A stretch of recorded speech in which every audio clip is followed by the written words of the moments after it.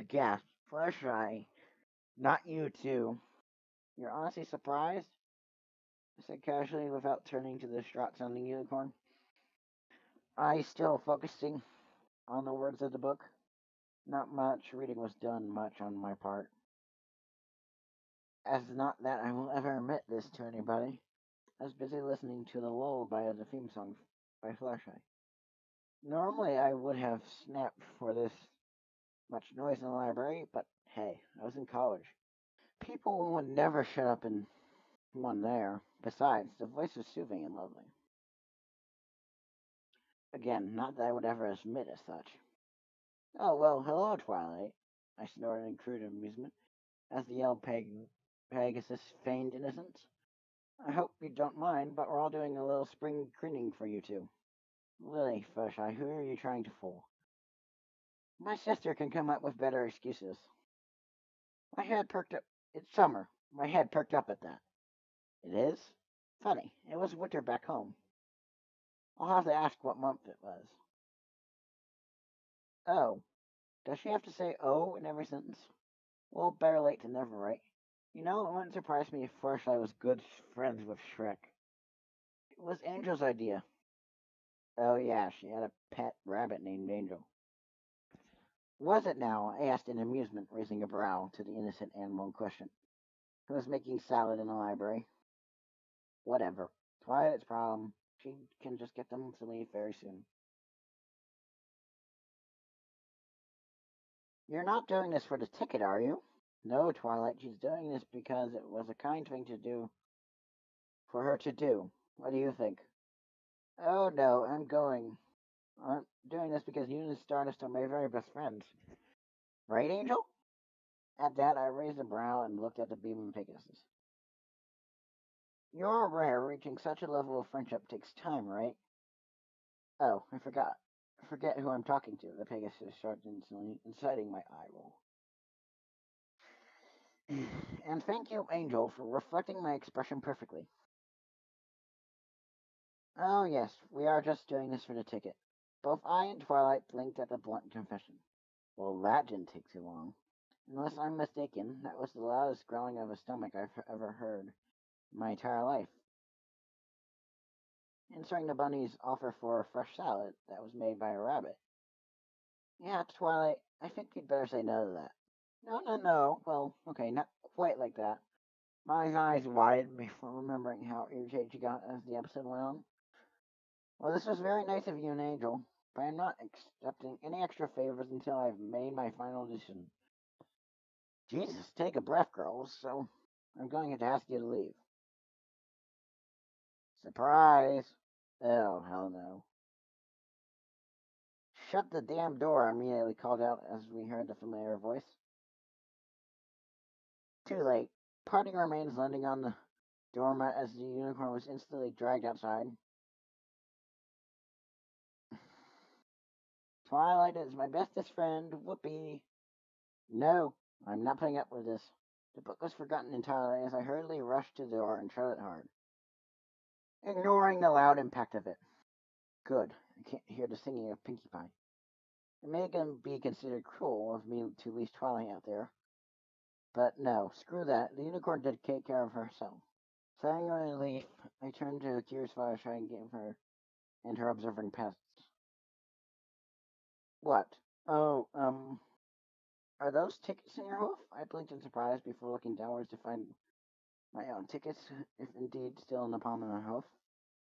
You have your own tickets to the gala, too? No, Fluttershy, they're tickets to the great beyond, I replied blankly. Oh, why? Did you not hear the clear sarcasm? Sighing irritably, I held up the golden pair of paper in clear sight for her. Yes, these are all my own tickets to the grand gala, or whatever you call it. Then something hit me as the Pegasus gasped in quick excitement. Have them if you want. The pony's eyes widened in shock while approaching me. Both of them, but one's for you, and other two decide who to take with you, aren't they? My shrug couldn't have been any more indifferent. Formal events are meaningless to me, Fluttershy. I honestly couldn't care less. Take them and just out of amusement on my end, maybe take the rabbit with you and no one else. I ignored the indignant hopping of the animal in question, being addressed wrongly as the yellow peg pony was within feet of me. But it's the Grand Galloping Gala. How can you not want to go? Surely I'm not the first pony in existence to decline an invitation there. Simple. Like this. I dropped the tickets onto the floor between us, carelessly showing just how much of a damn I don't give about the event. I don't care why Celestial wanted me to come to Gala. It's not going to happen. The Pegasus gasped exaggerately. But it would be rude to decline such an invitation from Princess Leia. Again, another dismissive shrug. Then it sucks for her. This time, not only Fluttershy gasped in shock, but the rest of the woodland creatures behind her. What can I say? I take people by surprise. An amused smirk played on my lips as I walked past the still pony. Take them. I have no need for them. All I want right now is some peace and quiet. Not to be dealt with the same situation Twilight is in. That said, I returned to the table back to the open book. Maybe now I can. My false halted midway as the Pegasus was suddenly at my side, placing the two fallen tickets beside the reading object. I'm sorry, she began sincerely, but I can't accept these tickets. They're for you and whoever you want to bring with you. It wouldn't be fair on me to take them from you. It's not right. Life's not fair, Fluttershy. The words flew from my mouth before I could stop them. And you're really just wasting away the tickets then. I have no need for them. Whatever it is the princess wants from me, she can come here and tell me. I won't go to some high-class party filled with snobbish aristocrats and arrogant stallions. Really? Because I think you'd fit right in. My head snapped in annoyance to the Pegasus who so dared call me that. A heavy frown on my features. Where did she come from? Where did they come from? How the hell did they keep coming in without me noticing? Rainbow Dash smirked at my look, in amusement at my look. Besides, it can't be that bad. Nice headbed, by the way. A pause. Yes, I was fully aware my hair was a current mess. But hey, I was busy all day. Besides, I have no clue how these ponies even brush their hair. Instead, I asked politely, have you ever been to a gala, Rainbow Dash? The expression was sheepish. Sheepish. Well, no, but I always wanted to. Exactly, so shut up. Her jaw dropped at the direct order, my eyes narrowed at the other rapidly blinking ponies, Pinkie Pie, Rarity, and Applejack. Yes, I remember they were all in the library before Twilight returned. My tone turned more snappish with each passing word. Look at you all trying to get in Twilight's good graces.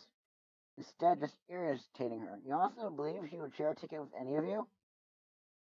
Of course she would, Rarity replied imposingly, throwing undoubtedly at my dissenting voice. We're her best friends. Precisely, I interrupted her. You're all her best friends, though already reaching the level of friendship is absurd in itself, I muttered sourly before continuing with clear throat. You'll think she'll just take one of you? If she couldn't take you at all? No, the most likely outcome is Twilight returning the tickets to Celestia. I ignored her gasp of shock at my blatant disrespect to their monarch, because she can't decide who to take. You may not know this, but Twilight values all equally. She won't be taking anyone if she can't take all of you.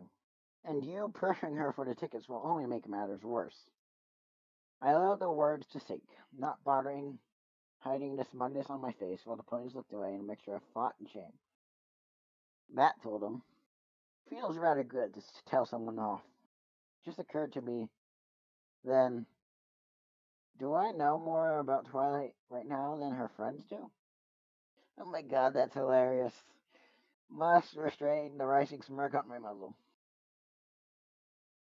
But I do wish I could fold my eyes again. Well, gee, I never thought of it that way. Applejack was the first to respond, rubbing the back of her neck sheepishly. I guess we've all been nothing but selfish to poor Twilight.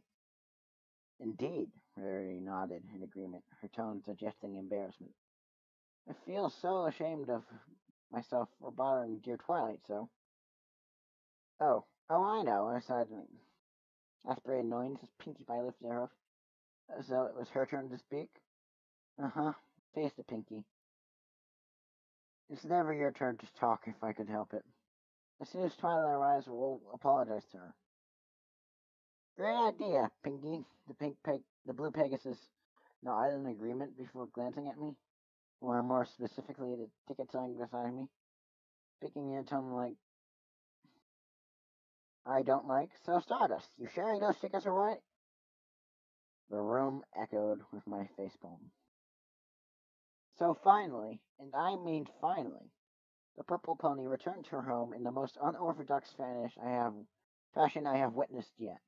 The sound of what could only best described accurately as the poof turned my attention from the book, and if you're what the book is about exactly, and I don't know why you would, it's to do with pony diets, to an appearing Twilight and her pet. Ugh. The dragon mumbled in his dizzy state, clearly having unexpected they'd be teleported back to the library. My eyebrow raised in confusion. Was there a specific reason why Spike appeared as though a firework exploding in his face? Hey, just because I saw the episode doesn't mean I remember every single detail. Warn me next time you're going to do that. I didn't even know it was going to happen. Hello, Twilight. Spike. I greeted them casually. Hey, someone's got to be the calm one. Mentally counting down how long before they noticed the other ponies watching by the side. Yes, my argument with them about the tickets broke up, with the sensible Applejack suggesting they cease bothering me and wait by the side for their purple friend to come back. You look worse for wear. Sorry, Stardust, just a moment. Quick, Spike, lock the doors. I blinked rapidly at the tremendous speed the duo were showing in a rush to prevent any more ponies getting into place. The front door locked, the windows shut tight, all lights turned off. Hey, I was reading, I frowned in the invitation, as the two leaned back to the back as sign relief. Then the main light turned back on. I counted 48 seconds. And instinctively my front hooves flew to my ears. I'm admittedly a little impressed they can reach that high, but still. The hell, Twilight? No need to screech, I stated offhandedly. I can't decide, Purple Panicking Unicorn began, completely unaware of the true purpose her friends were still here for. I just can't decide. It's important to all of you, and I just can't stand to disappoint any of you. And giving me gifts and doing me favors won't make any difference. Because you're all my friends, and I want to make you all happy, but I can't. I just can't. She finished with an exhausted collapse, sounding deeply ashamed for admitting the truth. Huh, was that sympathy rising in my chest? My brief thought of giving comfort to the unicorn diminished when a certain orange fellow earth pony did the deed for me. Twilight, Sugar? Sugar, we didn't mean to put so much pressure on you. You see, we're not really here for the tickets. And you can believe those words since they came from the mouth of Applejack. The unicorn slowly glanced up in surprise. You're not, but we've all thought about it and realized it's your choice, not ours to decide who you want to take with you. We won't hold it against you. That's right, Fluttershy pitched in, flying down to the pair and offering her support for the poor pony. I simply observed from afar, leaning against the table. Say, where'd those animals Fluttershy had a while ago go? I swear if they're doing their business to one of the books, I'm going to. It's just so awful how all of us made you feel so awful. That's right. It's no fun upsetting your friend, Pinkie Pie added. Why not? Sometimes it's necessary to protect your friend. I knew that much. But for the sake of not ruining the moon, for no reason whatsoever, I held my tongue. Twilight, it was unfair of me to try and force you as I did, Twilight stated sincerely. I nodded, mostly to myself, at how well behaved they were learning their lesson. Yes, that means the ticket is mine. Never mind. I got the ticket. You'll have your wings stuffed with your mouth if you carry on, was my annoying, glaring reply. And trust me when I say you shouldn't take my threats lightly. Well, at least it had the effect The blue Pegasus halted her obnoxious excitement and stared at me as though I was an untamed animal. Did she fear me? Good. I ignored the disapproving gaze from Applejack. On second thought, I haven't perfected my signature moves for the Wonderbolts anyway. The Wonder who now? Whatever her affairs were, her own, I don't need that ticket either. That's what I thought, shaking my head as the orange pony continued to consult in twilight. My gaze rested on the book, this time closing it. I don't think I'll be getting any more reading done right now. Plus, it appeared to be nighttime. Just what time was it anyway? The stardust made us realize how gum we were making you. Wait, what? My head whipped around in question at the mention of my temporary name, genuinely confused. How? What was I making them realize? He told us just how much pressure we were putting on you. Wait, no! Leave me out of this. I turned away as the ponies and the lizard turned to me as though I was going to say something in their dreams. Say something. In their dreams. We're sorry, Twilight. I looked back as the now calm pony smiled. With a chorus of apologies from our faithful friends. But never mind that. Well, at least all seems well again. I sighed in relief, glad to have been forgotten again. Wow, I have issues. Spike, take down the note. I slapped my forehead in surprise. I need that dragon to write in a return note as well. Dear Princess Celestia, I have learnt that one of the joys of friendship is sharing blessings. When there's not enough blessings to go around, having more of your friends can make you feel pretty awful. Well, today I've learned one of the many diets you can have, and will probably forget it the next day. And while she's doing this, an idea popped up when I watched her own tickets flying above our heads. Immediately grabbing the two on my hand, I was surprised no one had tried to grab them yet, and gently placing them with the other golden two inside the letter, ignoring the curious looks of the other. Returning both tickets to the Grand Galloping Gala. What? Indoor voices, people. Hello? I rubbed my poor ears as they were oblivious to my glare. If my friends can't all go, I don't want to go either, Twilight finished proudly, smirking confidently at her own words. She can just ask for more. No, wait. Twilight's far too humble for that. I couldn't help but mirror the expression. I told you all so, I commented. Well, yeah, but Twilight, you don't have to do that, Applejack said in shock. Nope, I've made up my mind. As have I. I paused before shrugging as the rest turned me. I paused before shrugging as the rest turned to me. Spike, preparing to send the letter away. Well, I've decided ages ago when the tickets were first given to me. I'm sticking around. Twilight said as though remembering something. Spike did mention you got your own tickets. Speaking of which, Spike, you can send the letter now. Wait, Stars, you're not going either? No, I'm returning them in the same manner you are. I nodded to the dragon, and then just sent the letter with its green magic fire. How? I'll possibly never know. No way am I going to some event just because the princess wants me to. Huh. Oh, look, genuinely perplexed you are, Twilight. Why not? I have better things to do. I rolled my eyes at their drop dolls. Don't give my don't give those looks. My time is better suited for researching what I'm looking for, not to hang around with others for mindless conversations and eat and drink until I've fallen unconscious by this stuff.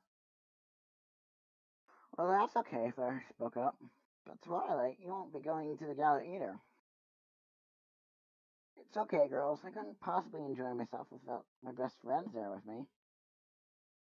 She stated sincerely as the rest group hugged the unicorn, me stepping out of the way next to the dragon and observing with a small smile. So I'd rather not go at all. Well, you're a better pony than me, Twilight. And Spike suddenly making noises as though he's risking throwing up, causing a glance down on him. Yes, here comes the happy finale to this episode. Well, wall up my winner, Spike. What the hell did she just say? Isn't that just like a boy? Can't handle the least bit of sent. Hey! The surprised their pony was cut off by my hoof immediately, firstly pushed out of the way of the green fire. Whoa, Nelly! Now that was the term I understood. You're welcome, I said flatly, while looking up with the rest. Well, what do you know? Another letter. I wonder what this one's going to be about. A letter from the princess? That was fast. No, a fan letter, I muttered sarcastically as Spike took the falling object and started reading its contents to the audience. My faithful student Twilight, why didn't you just say so in the first place? I snickered quietly at thought of Celestia purposely writing that in a patronizing tone. And was it just me, or did those handful of tickets just pop out because of timing? 7 tickets to the Grand Galloping Gala, Spike exclaimed as he held the gold papers in question. Clapped with gasps. Now we can all go, Twilight stated happily, and my tiny smile easily evaporated. Well, have fun, all of you. There were only 7 of all, after all, for each of the main 6 and the dragon. Celestia must have forgotten about my existence. That wasn't hard to do anyway. At least now I have a better excuse now why I can't go. I watched as the ponies excitedly exited the library with their individual piece of paper. Oh, feeling sorry for myself. I wonder if there's any chocolate in the fridge. A bright green light caused me to look back as Spike was given another letter with added ticket. My stomach instantly dropped as Spike called out, Hey, Stardust, you can have this ticket. Oh, for the love of... No, thank you, I said bluntly before turning to where the kitchen was. Towards where the kitchen was. Yet the lizard persisted by running towards me across the room, holding the 2 papers up. I said, I don't want it. My tone was firm, allowing no room for argument. But to my growing annoyance, he protested anyway, flashing my apparent invitation. Come on, Stardust, it's the Grand Galloping Gala. How can you not want to go? Would you like me to repeat the same answer I gave to Fluttershy about the matter? Don amused lizard just raised a perplexed eyebrow. But just how can you say no to such an honored invitation? The sound of shock incited me to roll my eyes. Seriously, Spike? Not every person or pony has the same mindset. What reason? What exactly what motivation do I have for even considering going there?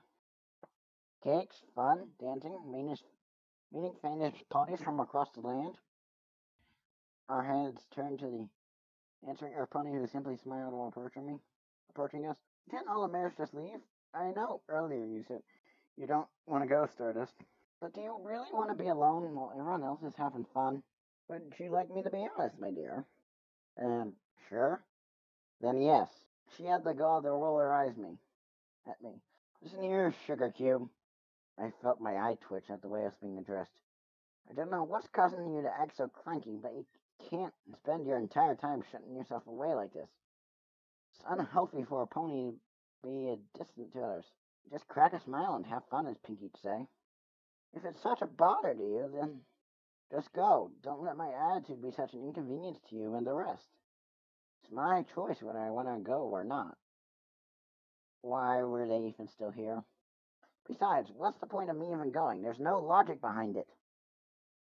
Of course there is, Applejack replied, her gaze softening. We're your friends. It wouldn't be right of us to leave somebody behind. Was she for real? Well, it's a good thing mortality meant so little to me. Then allow me to clear your conscience for you. I began, my tone raising heatedly as my face leaned over the little Spike, taking a step back from the look. We are not. Applejack's correct here. Oh, great. Now Rarity is adding in her unnecessary 2 cents, and I rolled my eyes at Spike's blissful sigh. The white unicorn walked upwards and stood next to the young-faced earth pony, who looked glad to have assistance on this argument. Well, it is your decision whether you wish to go or not. I must implore to you, Stardust, that it would be rather unfair to simply leave you behind. So I ask of you, on behalf of myself, Applejack, Spike, and the others, please come with us. Just do us this tiny favor. It would make us happy. What would I get in return? I should decline.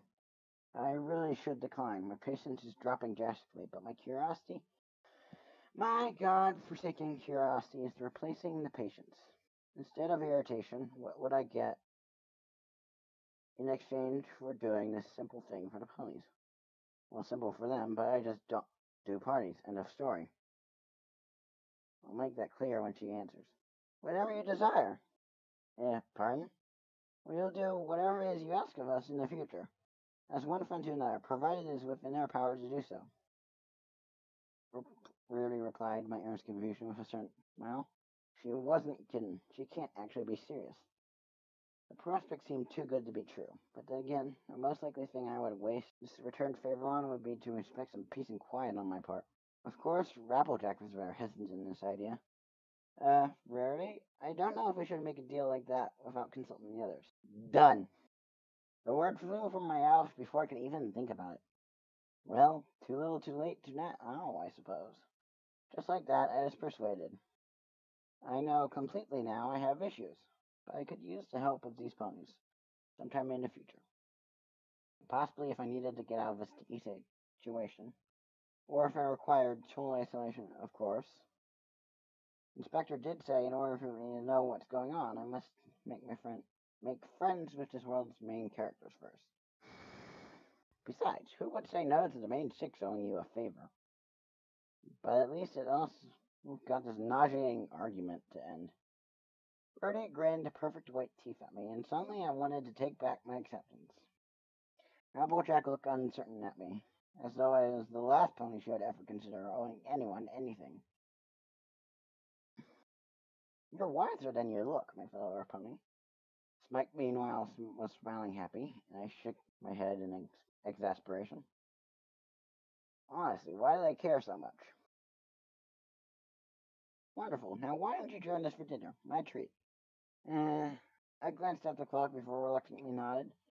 You won't regret this, I swear. Ready valiantly, I followed the three towards the front door, exiting the structure with Spike turning off the light and closing the door behind us. I sincerely doubt that. Oh, and before then, I hope you prepare for the gala. You'll need to look your best for such an important event, after all. Oh yeah, the gala's a formal event. Except for them, Emmy. But I don't think I'll need any help with that. And tie up your messy hair. It looks as though you haven't combed it all day. Ah, so the unicorn shows her exaggerate fashion side at last. I simply rolled my eyes as the friendly Rarity slowed down to walk beside me. I dare say she was even checking me out for her inspection. Keep your hooves away from my hair, and sort out that unclean beard of yours as well. My beard is fine. Would you like it neatly curled or shaved? I swear to God, if you go any way near me with a shaver, I swear. It'd be best not to argue, Sugar, Applejack called from the front. There ain't no getting past Verity when it comes to these things. Was that amusement in her tone? Great. I'm being ganged up from all sides. I'm already beginning to regret this, I grumbled out, twitching as Unicorn persisted in invading my personal space. I see I'll be a tricky customer, Verity finally sighed while leaning back. Oh, tricky? Oh, that doesn't begin to describe me, dear. Seeing as how you're foreign. Oh, not that that's a bad thing, of course. She quickly added, and I raised an amused brow at her. You have a lovely accent, by the way, but I am curious, just where did you say you're from? Stardust? I didn't, I replied flatly, making it abundantly clear I wasn't going to reveal such information at the present time. Or ever, if I can help it. My stare was straight on the path, choosing to ignore the curious glance from the orange-haired pony. Oh, well. The Fash and Unicorn quickly recovered from the blunt reply and smiled for some reason. We'll get plenty of time to know each other when we go to the gala, I'm sure. Now then, darling, what about that dreadful beard? And as for your formal clothing, I'm thinking something to match your lovely coat. I swore the dragon was snickering from the back as I groaned loudly. To be continued.